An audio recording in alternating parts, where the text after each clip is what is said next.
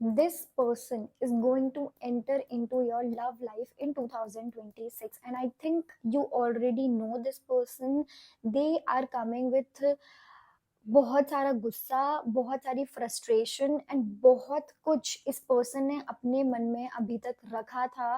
काफ़ी सारी मिसअंडरस्टैंडिंग्स जो भी हुई थी, बेसिकली मुझे यहाँ पर दिख रहा है कि अभी तक ये इंसान काफ़ी ज़्यादा चुप थे। अभी तक इन्होंने आपसे एज सच कुछ बोला नहीं था, इनकी साइड से कोई एक्शन नहीं आ रहा था, ये ज़्यादा बात नहीं कर रहे थे। आपको इनके एनर्जी में फील हो रहा था कि there is something in there head, but वो उस चीज को कन्फेस नहीं कर रहे थे और वो कुछ ज्यादा बोल नहीं रहे थे, उनकी साइड से ज्यादा एक्शंस नहीं आ रहे थे। सो ये जो पर्सन है अब ये काफी ज्यादा फ्रस्ट्रेटिंग एनर्जी के साथ आपकी तरफ बढ़ने वाले हैं 2026 में। ओके, एंड आप कुछ इतना शॉकिंग ये पर्सन आपसे बोलने वाले हैं जो शायद आपने एक्सपेक्ट बिल्कुल भी नहीं किया है, बिल्कुल भी नहीं। कुछ इतना बड़ा शॉकिंग ये आपसे बोलने वाले हैं, कुछ बताने वाले हैं, या फिर लाइक कुछ कुछ चीजें हैं जो आप पर थोपने वाले हैं कि आपने ऐसा कर दिया। वो किस चीज से रिलेटेड होगी? वो किसी थर्ड पर्सन से रिलेटेड होगी। उनको ऐसा लगता है that you are involve with someone. ठीक है, ये आपके कोई बेस्ट फ्रेंड हो सकते हैं, या आपके फ्रेंड हो सकते हैं, आपके कलीग हो सकते हैं।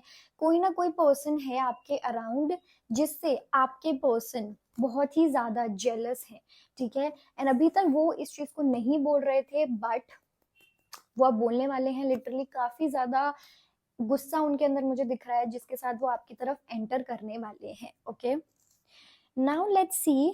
आई थिंक ये पर्सन इतने ज्यादा आपके ऊपर इल्जाम लगाने वाले हैं ना, इतनी सारी चीजें आपके ऊपर थोपने वाले हैं कि आपने ये कर दिया, आपने ये कर दिया, आपने ये कर दिया, एंड आप आंसर्स नहीं दे पाओगे। बिकॉज आपके लिए ये चीज एक बहुत बड़ी शॉकिंग हो जाएगी कि ये पर्सन क्या बोल रहे हैं, ये क्यों बोल रहे हैं, इन्होंने इतना सब कैसे सोच लिया।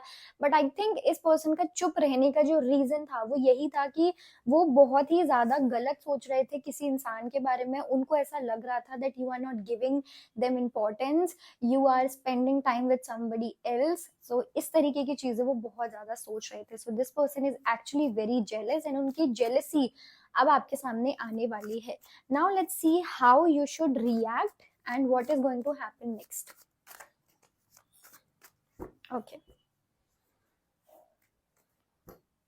अगर आपने इस सिचुएशन को थोड़ा सा कामिंग एनर्जी से संभाला तो आई थिंक आप दोनों के बीच में बहुत कुछ बेटर हो जाएगा। ठीक है, बहुत कुछ बेटर हो जाएगा। आप लोगों के बीच में जो नो कॉन्टेक्ट सिचुएशन थी, जो सारी बातें चुप थी, जो आप शेयर नहीं कर रहे थे, वो सारी बातें सामने आने लग जाएंगी। So it is very important for you to deal with this whole situation with so much patience. Okay, अगर आपने उनसे क्लियरली कम्युनिकेट करने की कोशिश करी, क्लियरली उनसे बात करी, तो चीजें फिक्स हो सकती हैं।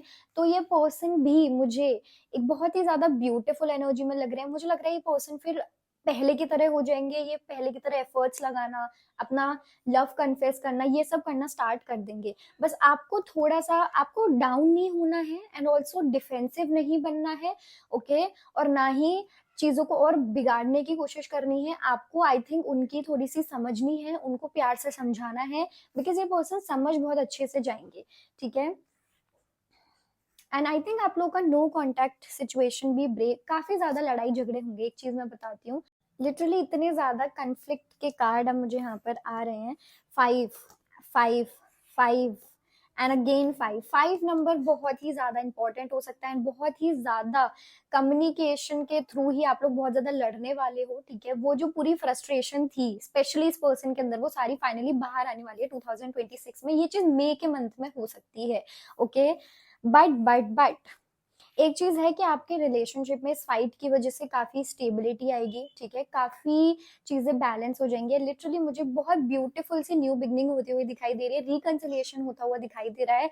एंड आई थिंक आप दोनों ना झगड़ोगे, लेकिन एक दूसरे के लिए ही झगड़ोगे, ये वाली चीज होगी। ओके, तो बस आपको इस तरीके से सिचुएशन को डील करना है। Okay, now I want to see the lovers का भी कार्ड है। तो इट्स अ स्पिरिचुअल कनेक्शन। ये पर्सन आपके सोलमेट हो सकते हैं, ये पर्सन आपके ट्विन फ्लेम हो सकते हैं। Okay, now I want to see कि आपकी क्या एनर्जी है इस पर्सन के टुवर्ड्स अभी। आप बहुत ज्यादा कंफ्यूज्ड हो, एक्चुअल में बहुत कंफ्यूज्ड हो, मतलब आप लिटरली इस पर्सन को काफी ज्यादा ऑब्जर्व करते हो एंड आप देखते हो कि ये पर्सन ऐसे क्यों बिहेव कर रहे हैं, ना आपको समझ नहीं आता, काफी कंफ्यूजिंग एनर्जी है। आप लिटरली बहुत सारी चीजें एक टाइम पर सोचते हो कि ये पर्सन ऐसे क्यों हो गई, ऐसे क्यों बिहेव कर रहे हैं, वगैरह वगैरह।